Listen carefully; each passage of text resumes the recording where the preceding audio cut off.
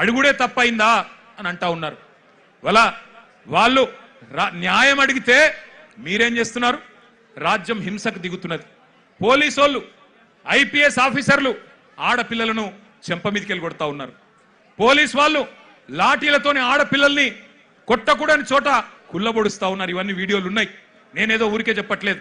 అందుకే ఇవాళ హైదరాబాద్ వేదికగా ఆ పిల్లల డిమాండ్లకు మద్దతుగా ఢిల్లీలో జరుగుతున్న జంతర్ మంతర్లో జరుగుతున్న దమన కాండకు వ్యతిరేకంగా మా నాయకుడు కేసీఆర్ గారి ఆదేశం మేరకు మొత్తం పార్టీ అంతా ఇక్కడికి వచ్చి ఆ పిల్లలకు సంఘీభావంగా అండగా, ఇందులో రాజకీయం లేదు. ఎలక్షన్లప్పుడు చూసుకుందాం రాజకీయం, ఆ రోజు ఎవరు ఎక్కడ కూర్చోవాలో ప్రజలు నిర్ణయిస్తారు. కానీ ఇవాళ మేము అడుగుతున్నది ఒకటే, ముందుగా ఎడ్యుకేషన్ మినిస్టర్ ధర్మేంద్ర ప్రధాన్ రాజీనామా చేయించండి. చేయించాలనే వాళ్ళు గట్టిగా చప్పట్లు కొట్టి చెప్పాల, గట్టిగా చప్పట్లు కొట్టాల. రెండవది, ఆ పిల్లల మీద పెట్టిన కేసులు చాలా మంది పిల్లల్ని దేశవ్యాప్తంగా కేసులు పెట్టినారు. బేషరతుగా పిల్లలకు క్షమాపణ చెప్పి కేసులు వెంటనే ఎత్తేయాలని చెప్పి గట్టిగా చప్పట్లతో మరి కేంద్ర ప్రభుత్వాన్ని డిమాండ్ చేద్దాం. ఇంకొద్ది గట్టి కొట్టాల చప్పట్లు. పిల్లల మీద పెట్టిన కేసులు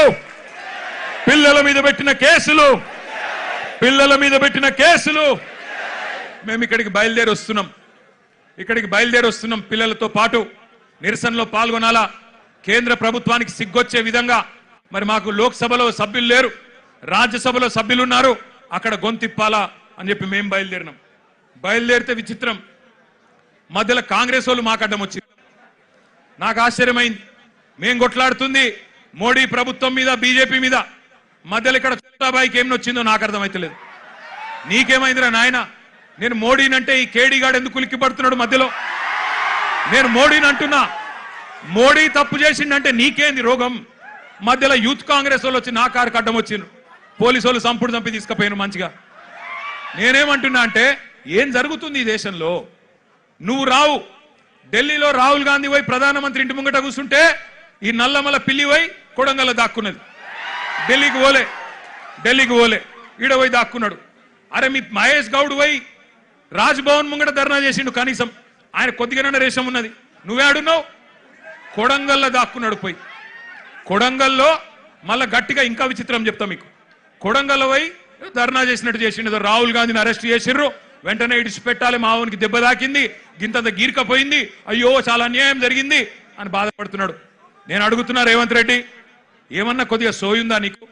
నీకు కూడా ఒక బిడ్డ ఉంది, నీకు కూడా మన్మడున్నాడు. నీ బిడ్డను ఇవాళ అక్కడ పిల్లల్ని కొట్టినట్టు కొడితే ఊకుంటావా ఒక తండ్రిగా? కనీసం రేషం లేదా? పిల్లలను గొడ్డులను కొట్టినట్టు కొడుతుంటే కనీసం స్పందన లేదు నీకు. ఢిల్లీ దాకా పోయి మరి మీ నాయకుడితో కూర్చునే ధైర్యం కూడా లేదు నీకు. ఇంకా మీదికెళ్ళి మోడీ గారిని, ధర్మేంద్ర ప్రధాన్ గారిని ఇవాళ ప్రధానంగా యువత డిమాండ్ చేస్తున్నది.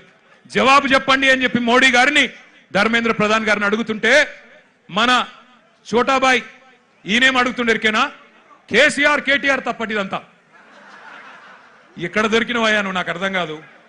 దేశమంతనేమో మీ నాయకుడు రాహుల్ గాంధీతో సహా మోడీ, ధర్మేంద్ర ప్రధాని ఇద్దరు రాజీనామా చేయాలని వాళ్ళు పెడుతుంటే నీకు కేసీఆర్ తప్ప ఇంకొకరు కళలు కూడా ఇంకొకరు యాదికి రాక మానరిగా నీకు. ఆ వెనకటికి ఒక సినిమా ఉంటుంది, ఆ సినిమాలు ఇంతకుముందు వచ్చేటప్పుడే మా అన్న ప్రశాంత్ రెడ్డి అని చెప్తున్నాడు. అదేంటది? కుక్క కథ కదా, చిన్న